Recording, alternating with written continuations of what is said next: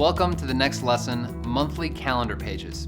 You can find these pages on page 16 to 21 of your planner. These pages are optional.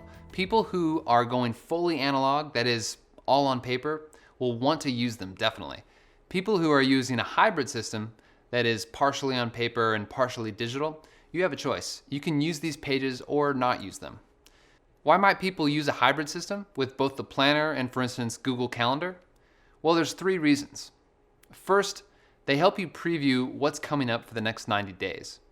Second, they can help you spot any potential conflicts and revise your calendar.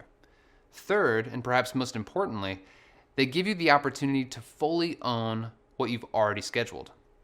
These are commitments that you've made and intend to keep, and it's just a good opportunity to re-engage and own those commitments once more. Don't write down every single appointment on these pages. Instead, focus on the big rocks. These are the major commitments that you have made.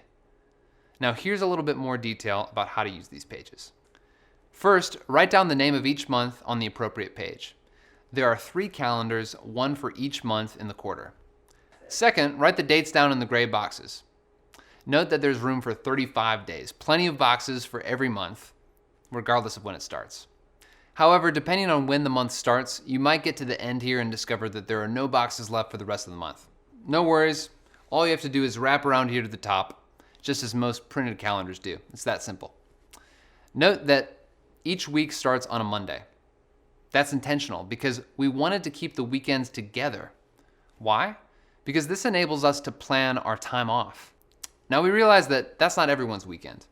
Not everyone's weekend falls on a Saturday or Sunday, but it does for more than 90% of our customers. And yes, we did survey them. So write in your key appointments and your commitments.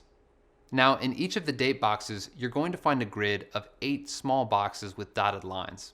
What in the world is that? Well, this is an optional streak tracker. We also have the streak tracker as you saw on the goal detail pages, but some people prefer to track it right here. It's simply a place for you to track habits you're attempting to install. Let's say you wanted to build the habit of walking 30 minutes a day and making 3 sales calls a day. You could use the first box in each set to track your walking and the second box to track your sales calls. If you walked, you'd make a hash mark in the first box. Then if you made your 3 sales calls, you would make a hash mark in the second box. You could also use this to track a habit you want to do multiple times a day. For example, let's say you want to track how many glasses of water you're drinking.